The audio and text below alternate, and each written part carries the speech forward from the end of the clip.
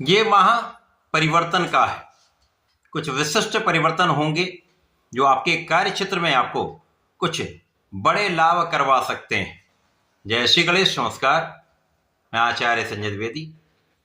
मेरे समस्त प्रबुद्ध दर्शकों का मेरे चैनल पे हार्दिक स्वागत है। प्रिय दर्शकों, आज मैं वृश्चिक राशि का मार्च माह का मासिक राशिफल लेकर आपके सम्मुख उपस्थित हूँ। वृश्चिक राशि के लिए जो ग्रहों की स्थितियां बन रही वो अत्यंत विशिष्ट हैं, क्योंकि आपके चतुर्थ भाव में 5 ग्रहों का योग प्रारंभ से ही बन रहा है। इसी प्रकार से जो परिवर्तन भी होंगे वो कुछ बहुत विशेष भाव में हो रहे हैं, जिनका भी कुछ विशिष्ट लाभ आपको प्राप्त होगा। यदि हम स्थितियों को देखें तो चतुर्थ भाव में 5 ग्रह सूर्य, बुध, शुक्र और मंगल, साथ में राहु। पंचम भाव में शनिदेव का गोचर, आपके अष्टम भाव में गुरुदेव बृहस्पति का गोचर, आपके दसम भाव में केतु का गोचर चल रहा हो। अब 2 मार्च को शुक्राचार्य अपनी उच्च राशि में पंचम भाव में प्रवेश करेंगे, जहां पर ये महाबलवान होंगे तथा शनिदेव के साथ महायोग बनेगा। 14 मार्च को सूर्यदेव भी राहु के प्रभाव से मुक्त होकर पंचम भाव में मित्र की राशि मीन राशि में प्रवेश करेंगे, यहाँ पर 3 ग्रहों का संयोजन बन जाएगा। ये त्रिग्रही जो योग बनेगा वो आपके मन की इच्छाओं की पूर्ति करा सकता है, आपको मन के अनुरूप लाभ देने वाला है। इसी प्रकार से 21 मार्च को बुध वक्री से मार्गी हो जाएंगे तथा पंचम भाव की ओर इनका गोचर आरंभ हो जाएगा। 26 मार्च को पुनः शुक्र परिवर्तन करेंगे और आपके पंचम से षष्ठम भाव में प्रवेश करेंगे। षष्ठम भाव जो कि त्रिक भाव है, निर्बलता का भाव है, रोग ऋण शत्रु का भाव है। यहाँ पर शुक्राचार्य पहुंचेंगे, परंतु ये विपरीत राजयोग में भी होंगे, तो कुछ समस्याएं हो सकती हैं, परंतु कुछ विशिष्ट लाभ, कुछ ऐसे लाभ जब परिस्थितियां बहुत विपरीत होती हैं तो आपको प्राप्त होंगे। इस माह में प्रारंभ के समय में जो स्थितियां बन रही उसमें आपका नेतृत्व भी अच्छा होगा, आपका बुद्धि बल भी अच्छा होगा, आप कुशाग्र भी होंगे, क्योंकि गुरुदेव बृहस्पति जो अष्टम भाव में होकर अपनी दृष्टि का प्रभाव डाल रहे हैं, जिससे ये भाव प्रबल हो रहा है। इस समय में आपके लिए कार्यक्षेत्र में अचानक प्रगति का योग बन सकता है।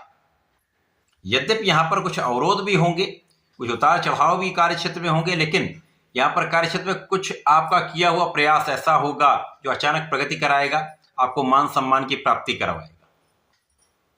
यद्यपि इस समय में कोई न कोई ऐसा उच्चाधिकारी हो सकता है, ऐसा व्यक्ति हो सकता है जो आपको डिगाने का प्रयत्न कर सकता है, या कुछ आपके सहायक या साथ में काम करने वाले लोग हो सकते हैं जो आपकी आलोचना कर सकते हैं, पीठ पीछे आपके लिए षड्यंत्र कर सकते हैं, परंतु इनसे डरने की आवश्यकता नहीं, क्योंकि इनका प्रभाव निश्चित रूप से होगा।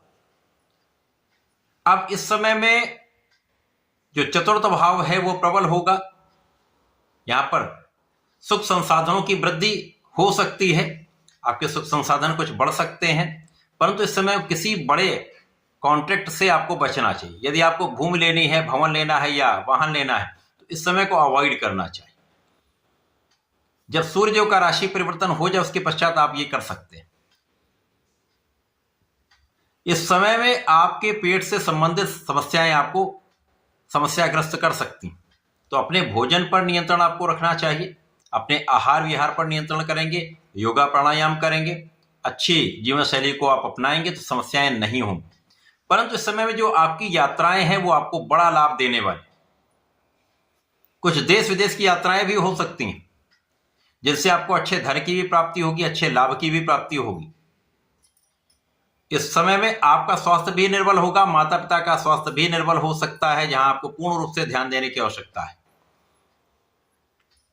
इस समय में यदि आप राजनीति से संबंध रखते हैं तो यहां पर निश्चित रूप से कुछ विरोधी चीजें हो सकती हैं, आपके निर्णयों के प्रति लोगों का असंतोष हो सकता है, परंतु ये निर्णय आपके लिए लाभकारी होंगे तथा लोगों के लिए भी लाभकारी होंगे। परंतु ये समय जो है ये कहीं ना कहीं एक ग्रहण का प्रभाव दे रहा है, जिससे यश के साथ अपयश का भी योग बन रहा है। तो कुछ लोग ऐसे हो सकते हैं जो आपके लिए समस्या उत्पन्न कर सकते हैं, तथा ये निरंतर किया हुआ प्रयास कहीं ना कहीं कुछ नकारात्मकता आपको अवश्य देगा, आपको तनाव अवश्य देगा, आपके स्वास्थ्य में कुछ उतार चढ़ाव हो सकता है। इस समय जब पहले परिवर्तन का योग बनेगा और शुक्राचार्य अपनी उच्च राशि में प्रवेश कर जाएंगे तो यहाँ से कुछ समस्याएं कम होना आरंभ हो जाएंगी। अब शुक्राचार्य यहाँ पर आपके लिए सप्तम के स्वामी हैं तथा आपके द्वादश के स्वामी हैं।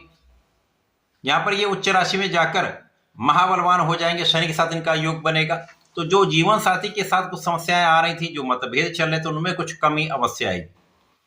जो पार्टनरशिप में आप काम कर रहे हैं, उस साझेदारी के काम में जो समस्याएं आ रही थी उनका आप निराकरण कर पाएंगे तो पहले से अधिक आपका लाभ बढ़ सकता है। इस समय में धन के नए मार्ग बनेंगे। देश विदेश से जुड़कर एक अच्छा लाभ आपको प्राप्त हो सकता है। धन वृद्धि का योग पूर्ण रूप से यहां पर बनेगा। यहां पर परिवार के सहयोग का योग बनेगा।